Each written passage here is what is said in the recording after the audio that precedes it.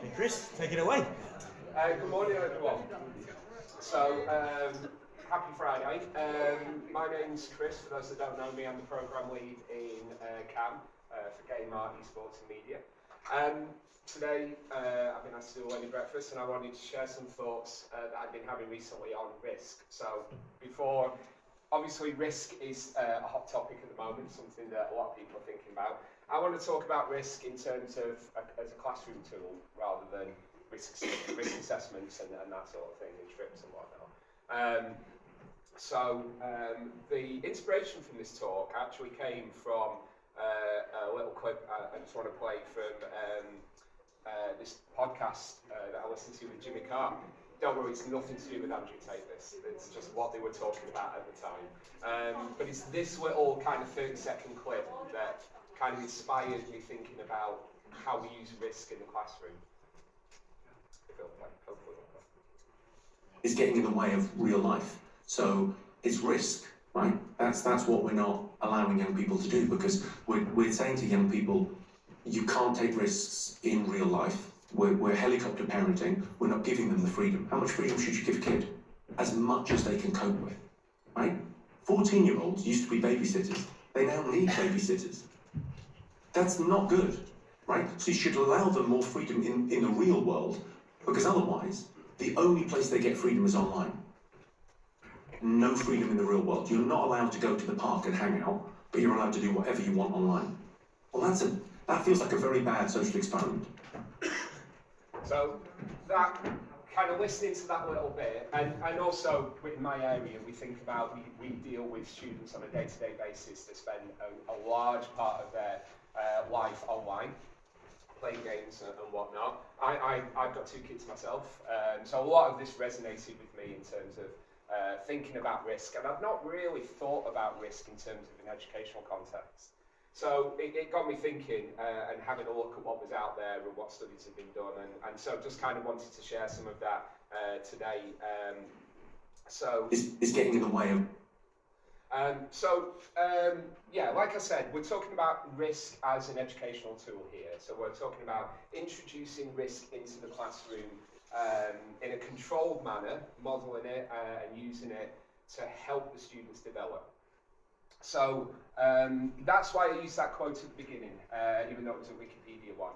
When I started looking at definitions for risk, all I could find was, the first thing that blew my mind was that there is so many definitions for risk.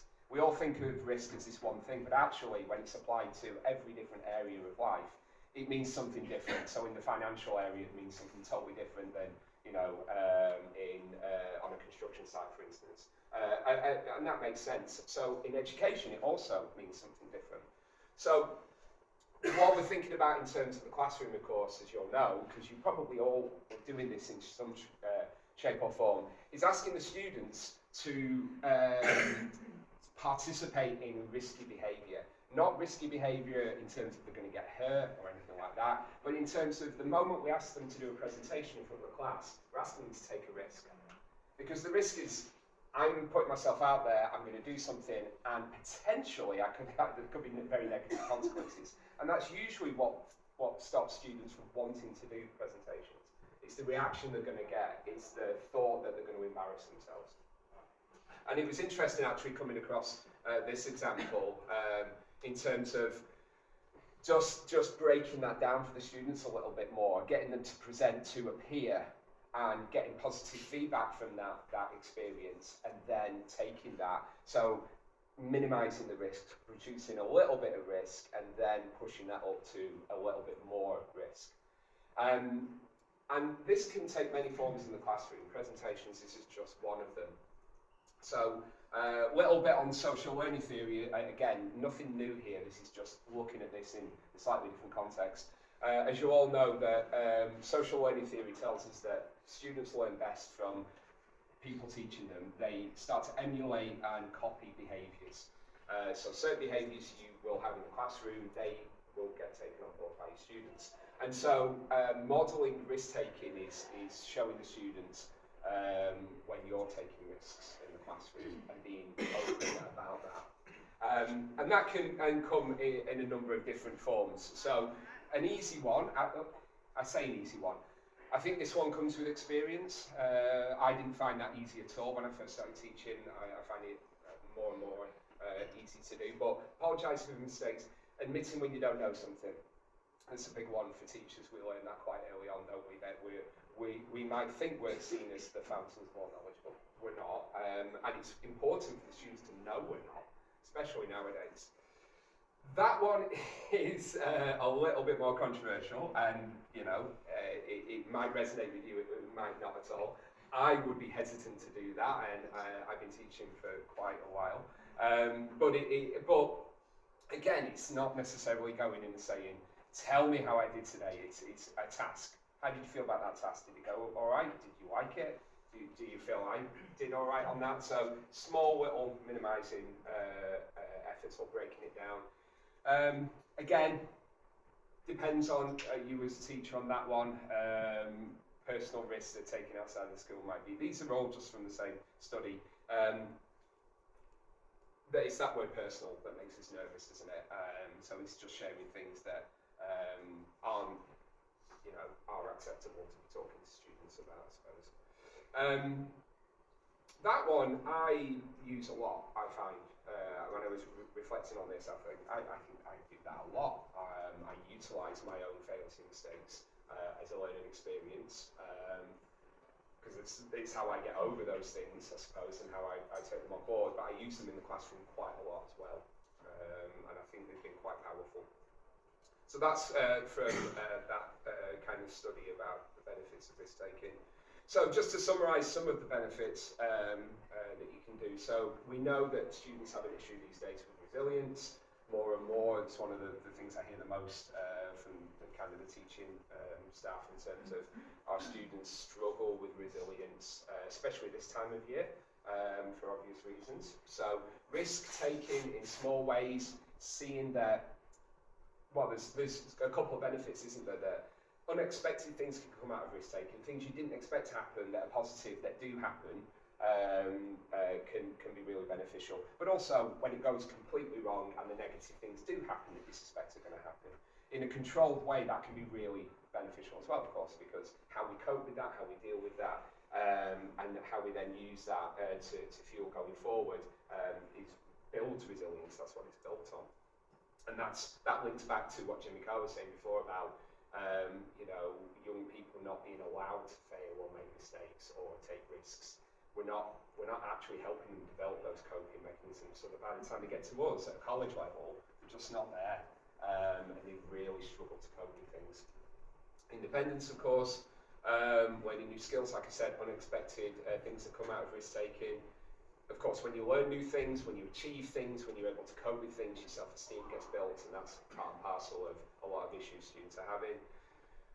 It's linked to classroom environments, which I'll kind of talk about in the next slide, but there's certain classroom environments that will really encourage risk-taking, and there's certain ones that stamp it down and don't allow risk-taking to happen.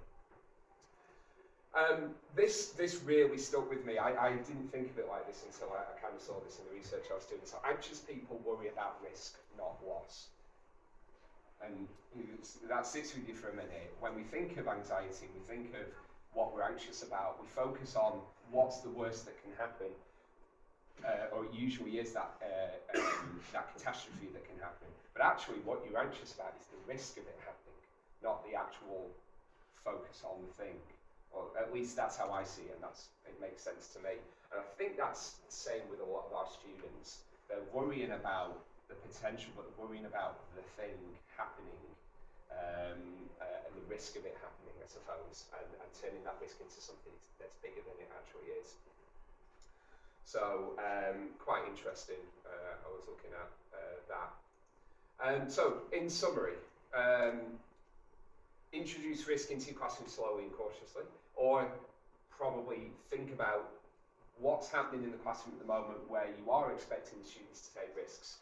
Because when I thought about this, I thought about it from the point of view of, I've never thought about it being a risk for a student. I know students don't like presentations, and they don't like doing certain things in class, and I push them to do those things, but I never thought about it from the point of view of asking that student to take a risk. And that's recontextualised how I think about these things a little bit. Model a risk-taking mindset through examples, so mindful of what you're communicating to students, of course.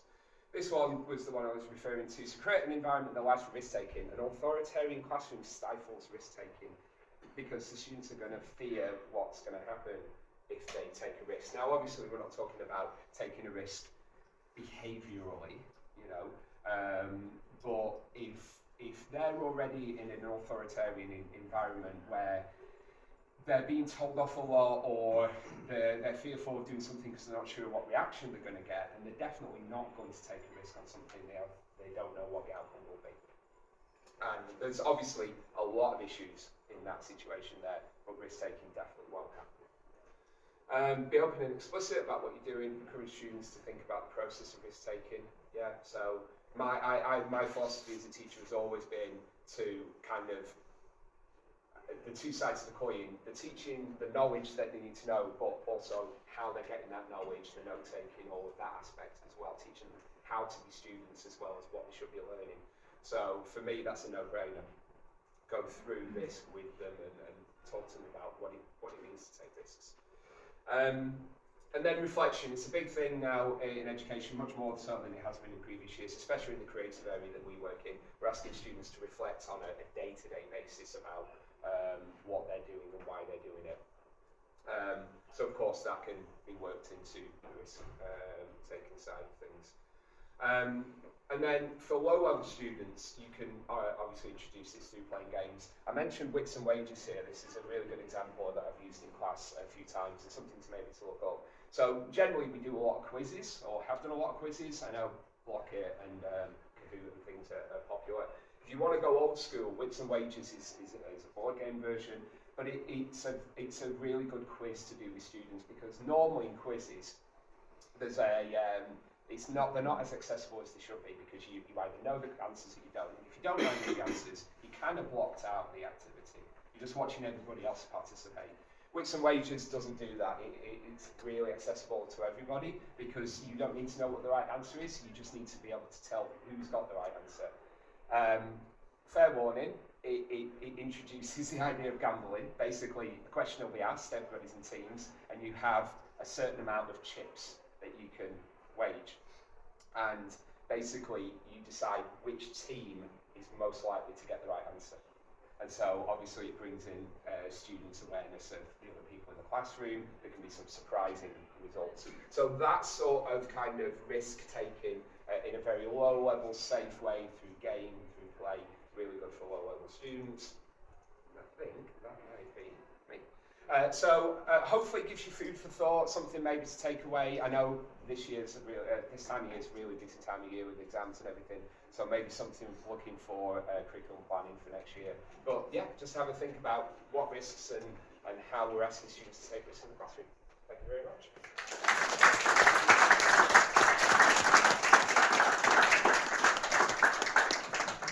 That's great. That was great. Folks, I've sent out the posters for next week's Bright Spots. Hopefully see you there. Have a lovely weekend.